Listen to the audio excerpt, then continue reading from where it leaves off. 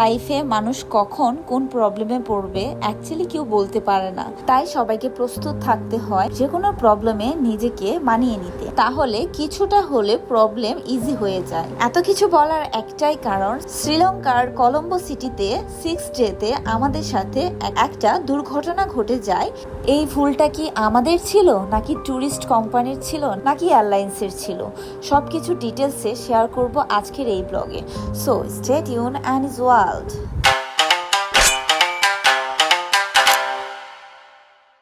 Hello everyone, welcome back and is world. আজকে আমাদের check out day Colombo সিটিতে, and আমরা যে হোটেলে ছিলাম এটা ছিল একটা 5 star hotel. Already share you guys, চাইলে প্রিভিয়াস ব্লগটা চেক করতে পারো। অ্যান্ড আজকে আমাদের ছিল শ্রীলঙ্কাতে 7 ডেজ। এতদিন আসছি শ্রীলঙ্কাতে, মনেই হচ্ছে না, লং টাইম। অ্যান্ড গাইস, আমরা তো একদম প্রিপেয়ার হয়ে গিয়েছিলাম, বাংলাদেশে যাচ্ছি, মাইন্ড সেট হয়ে গিয়েছিল। বাট আল্লাহ কার ভাগ্যে কি লিখে অ্যাকচুয়ালি কেউ বলতে পারে না। সো আল্লাহ চাইনি আমরা যাই বাংলাদেশে। সো কি হয়েছিল সবটাই শেয়ার করবো তোমাদের সাথে। Stay tune. By the way, তোমরা ভাববে এখন কেন নাইট? অ্যাকচুয়ালি এখন রাত না, মর্নিং হচ্ছে। আমাদের ফ্লাইট ছিল মর্নিং ফ্লাইট। সো ফ্লাইটের উদ্দেশ্যে এখন আমরা চেক আউট করছি। চেক আউট করে চলে যাচ্ছি ডিরেক্ট এয়ারপোর্টে। অ্যান্ড এই হোটেলটা এক কথা অ্যামেজিং ছিল, যেটা তোমাদের সাথে অলরেডি শেয়ার করেছি। বাহিরে এখনও অনেক অন্ধকার, সূর্য মামা এখনও উঠেনি। সো আমাদের কার রেডি ছিল অ্যান্ড লাগেজ অলরেডি কারে ওঠানো হলো। এখন আমরা চলে যাচ্ছি এয়ারপোর্টের উদ্দেশ্যে। বাই দ্য ওয়ে, আমাদের হোটেলের নিচে এত সুন্দর একটা গার্ডেন ভিউ। এটা একটা ক্যাফে প্লাস গার্ডেন, অনেক বেশি জোস। বসার স্পেসটা, আমার অ্যাকচুয়ালি এখানে বসার টাইমই হয় নাই। আমি এতটা বেশি আনলাকি, কজ সময়ই কভার করতে পারি নাই। এখনো সকাল হয়নি, বাট এয়ারপোর্টে মানুষের অভাব নাই। আমাদের মতো সবাই যার যার গন্তব্যে যাবে, তার সয় আসছে, নর্মাল। অ্যান্ড ইয়েস, এটা হচ্ছে কলম্বো সিটির এয়ারপোর্ট, দেখে নাও। অ্যান্ড এয়ারপোর্টটা ভেরি স্মল। তার আগে বলে নেই, আমাদের ফ্লাইট অলরেডি ডিলে হয়ে গিয়েছিল, মেসেজ আসছিল। দ্যাটস ওয়াই আমরা কিন্তু অলরেডি লেট, তাই আমাদের চেক ইনও হচ্ছে অনেক লেটে। ওয়েট করছিলাম চেক ইনের জন্য। তখনই কেমন জানি লাগছিল, ভয় পাচ্ছিলাম যে কি হবে, ফ্লাইট কি ক্যান্সেল হবে কি না। যেটা ভেবেছি সেটাই হলো। আমরা কাউন্টারে যাওয়ার পর আমাদেরকে জানানো হলো যে আমাদের ফ্লাইট ক্যান্সেল, বিকজ আমাদেরকে অলরেডি আবার ফ্লাইট আরেকটা ধরতে হবে। সেটা হচ্ছে চেন্নাই থেকে বাংলাদেশে যে ফ্লাইটটা, সেটা আমরা নাকি আজকে ক্যাচ করতে পারবো না। সো অ্যাকচুয়ালি আমরা পারবো না, কারণ ফ্লাইট আমাদের অলমোস্ট আমাদের অনেক লেট হয়ে গিয়েছে। এটা বুঝতে পারছিলাম, বাট এটা কি আমাদের রং ছিল? নো।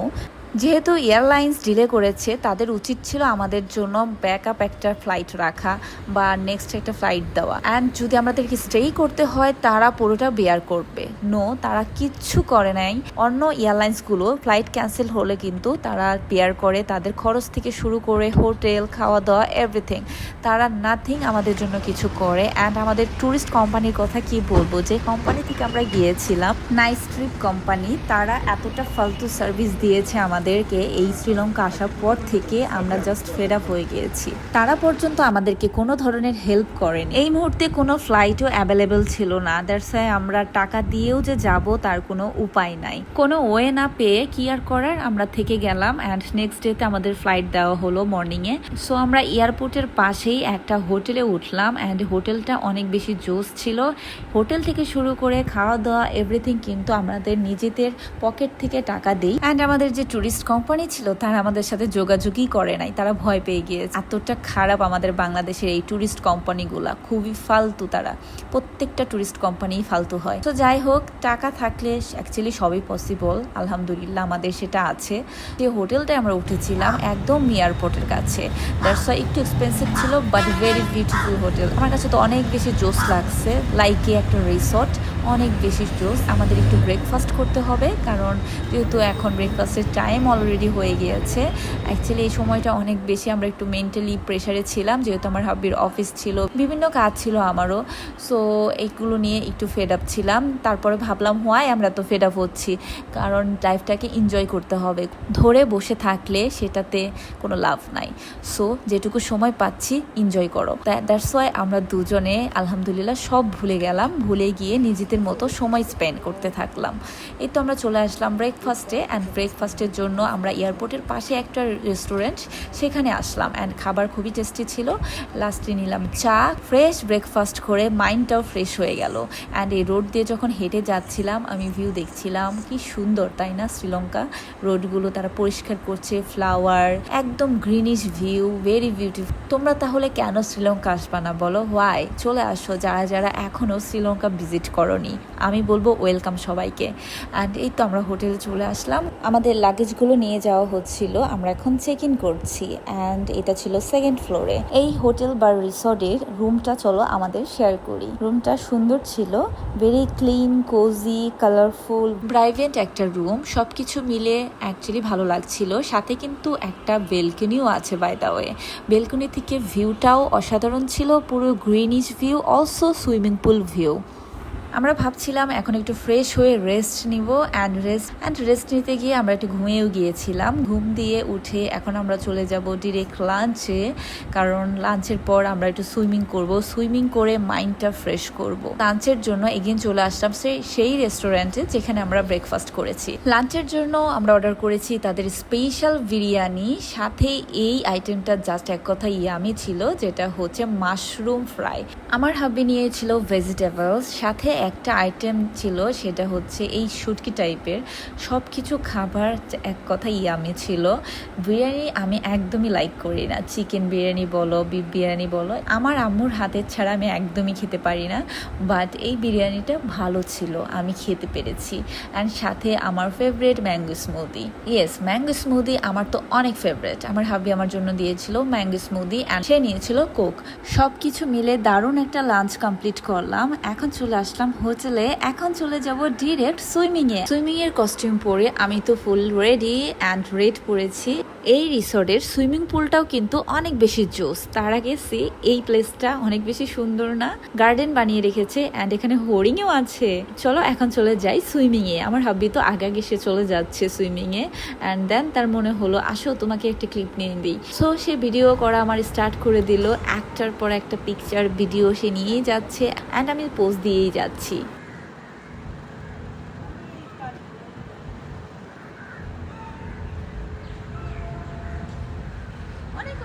সুইমিং পুল এরিয়ার আশেপাশে ছিল প্রচুর কাঠগোলাপ, অ্যান্ড কাঠগোলাপ আমার তো অনেক বেশি ফেভারিট। আমার বাসাতেও কাঠগোলাপ গাছ রেখেছি, ফুল ফোটে, আমার অনেক ভালো লাগে তার স্মেল। আমি দেখে তো পুরো ফিদা হয়ে যাচ্ছিলাম। দেন অনেক পিকচার ভিডিও নেওয়ার পর নেমে পড়লাম সুইমিংয়ে, অ্যান্ড সুইমিং করতে এত বেশি ভালো লাগছিল এই টাইমটাতে, সিরিয়াসলি বলছি অনেক ভালো লাগছিল। মাথা থেকে সব টেনশন দূর হয়ে গিয়েছে। অনেকক্ষণ ছিলাম সুইমিং এনজয় শেষে চলে আসলাম রুমে। আসার পরে তো আমার হাব্বি আমার জন্য মেক করে দিল কফি। ভ্যাকেশনে থাকলে সে অলওয়েজ এটা করে থাকে, আমার জন্য কফি মেক করে। আলহামদুলিল্লাহ অনেক বেশি হ্যাপি এটাতে। বাই দ্য ওয়ে, তোমরা কি কোকিলের ডাক শুনতে পাচ্ছ? কোকিল ডাক ছিল কিন্তু। একটু বাইরে বের হবো, অনেক বৃষ্টি হচ্ছে, বৃষ্টি দেখতে তাই নিচে চলে আসলাম। আর নিচে আসার পরে আমার হাব্বি বলল এই বৃষ্টিতে তোমাকে কফি খাওয়াবো না তা তো হয় না, চলো তোমাকে কফি খাওয়াবো। তাই হোটেলের রেস্টুরেন্টেই আমরা কফি খেতে চলে আসলাম। এই তো কফিটা ছিল খুবই বাজে, টাকাটা জাস্ট ওয়েস্ট হয়েছে। খুবই এক্সপেন্সিভ ছিল, প্লাস কফি খুবই বাজে ছিল। আমার জন্য অর্ডার করা হয়েছিল ক্যাপুচিনো, যেটা আমি অল টাইম খেয়ে থাকি, অ্যান্ড আমার হাবি অর্ডার করেছিল আমেরিকানো। খুবই এক্সপেন্সিভ ছিল, বাট কফি একটাও টেস্ট ছিল না।